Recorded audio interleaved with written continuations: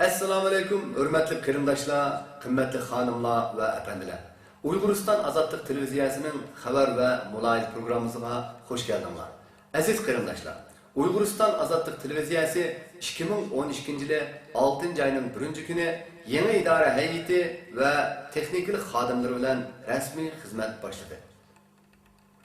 Uygurustan Azadlık Televizyası şahsi xahiş ve kişilik iradeden tamamen hali bolgan, ideologiya jihatda özül kesil milliy an'anaga ve milliy manfaatimizga varislik qiladigan organ bo'lib, diniy aqidamizga hurmat qilish asosida milliy ruhni sog'lomlashtirish orqali Sharq Turkiston, ya'ni Uyg'uriston Jumhuriyatini asliga keltirish uchun kuch chiqardi.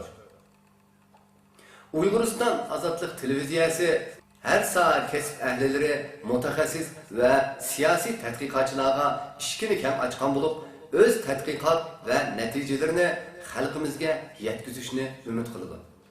Uyg'uriston Azadlık Televizyasi milli axloq ve milli ruh, milli an'ana ve milli tafakkurni tashviq qilish orqali xalqimizga umumlashtirish xizmatini birinchi o'ringa qo'ygani uchun xizmat istili jihatda tuvandikilarga diqqat qiladi.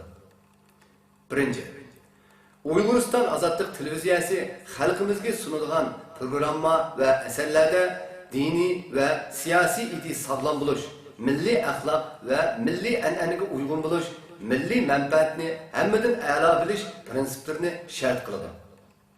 İkinci, Uyg'uriston Azadlık Televizyasi Sharq Turkiston, ya'ni Uyg'uriston Jumhuriyatini asliga keltirish harakatiga xizmat qilgan, milli manfaatimizga sodiq kurash qilayotgan shaxslarimizni himoya qiladi va qo'g'daydi. Milliy manfaatimizni davlat tarzida uchratayotgan, azadlık harakatimizning yo'liga to'sqinlik paydo qilayotgan shaxs va organlarni ilmiy tanqid qilish prinsipida chin turadi. Uchinchi, Uyg'uriston Azadlık Televizyasi asar qabul qilishda kishilarning shaxsiy ziddiyati chiqish qilingan, boshqalarning izzat obro'yi dafsanda qilingan, milliy birlik ve ittifoqlikqa ta'sir yetkazilgan fikir ve eserlerini ochiq rad qiladi, siyasi aktivlarimizning ve ziyoli olimlarimizning turli taklif fikrlarga hurmat qiladi ve eser avatishini qizg'in qarshi oladi.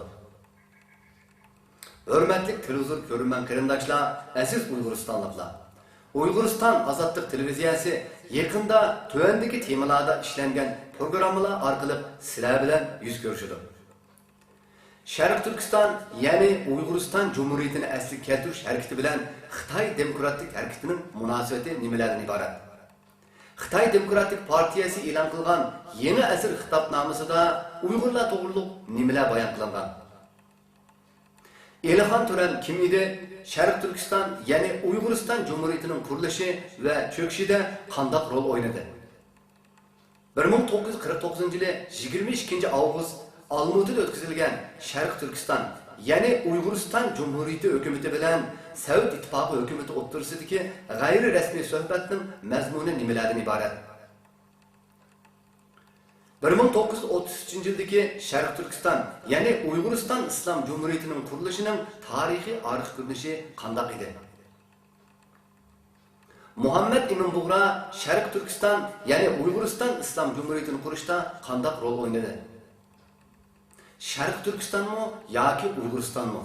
Bu nom bilan Sharq Turkiston, ya'ni Uyg'uriston Jumhuriyatini asliga keltirish harakatining istiqboli o'rtasidagi bog'lanish qanday?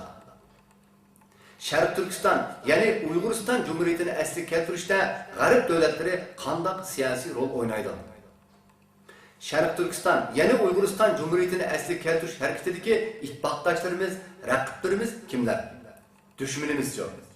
Dünya Uyghur Kurultayı'nın reisi, Uygurlarning ma'naviy anasi, Sharq Turkiston, ya'ni Uyg'uriston Jumhuriyatini asliga keltirish harakatining lideri Rabia Qadir xonimning Sharq Turkiston, ya'ni Uyg'uriston Jumhuriyatini asliga keltirish harakatiga qo'shgan to'pisi qaysilar?